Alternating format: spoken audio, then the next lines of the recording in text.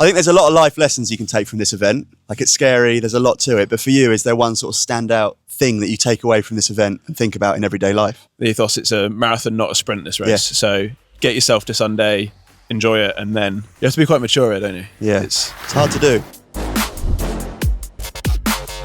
So we've got Ben Lovell here for a CMC interview. Ben's Charlie Hatton's mechanic, who would be a hardline favourite who rides for the Atherton team. This is a different event for you, right? You do a lot of the World Cups, sort of a similar format, but This one's very, very different. Bigger impact, harder on the bike. What makes this so different for you? More keeping the bike. So World Cup, the impacts aren't that hard, but we're trying to keep the bike as fast as we can. So as well as trying to do that here, we've got to make sure that every time I send the bike up, it's got to be perfect. Like, there can't be anything wrong with it, because if they come up short on a 90-foot double, it could be fate. Like, it could be really bad. Anything that could possibly go wrong when they're going into that could cause huge problems. So it's keeping on top of it. It's good. Do you feel the pressure then? If you're making that decision that, right, the bike is now ready for the rider to go up there? It's scary. Like, especially, well, usually at a World Cup, I'll go to the top with Charlie and then I'll set him off, and then I won't stop watching the timing until he's crossed the finish line. As soon as he's crossed the finish line, I'm like, sweet, whatever the result, he's down at the bottom, he's alive, and the bike's somewhat rolling. So then that makes me happy. But here, I have to watch it on the TV,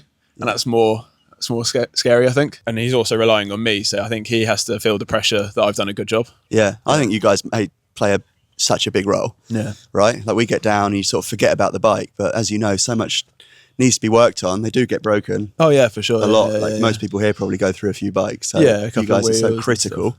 And Ben, we obviously used to ride together a lot. You're an amazing rider, but what made you move from riding and racing like you used to across to being a mechanic? I really like the world. I like the people in it. I was always been interested in the mechanic side of stuff. Like, my dad's an engineer, so I think you naturally do it. So then I was like, well, the next step for me to carry on hanging out in this world and being around all my friends is to fix the bikes. Yeah. And it turns out I'm quite good at that bit. So it's good. It's almost like, I guess you used to race and you were hungry for like results and that achievement, but now you're in a role where I'm just you're part of the team, right? So if that results come through, it's all of you. It's not just the rider, it's all of you behind the scenes, it's everything. So you actually still are exposed to that success, right? Yeah, if Charlie wins or Charlie loses, we all win or lose. Like, it's when he wins, it's the biggest thing for us. Like, this is awesome. And then when it doesn't go right, everyone's like, oh no. Yeah. It's like a huge up and down. Like, Charlie sort of is one person in the whole emotion of it all. Yeah, you just got to ride the wave. Yeah.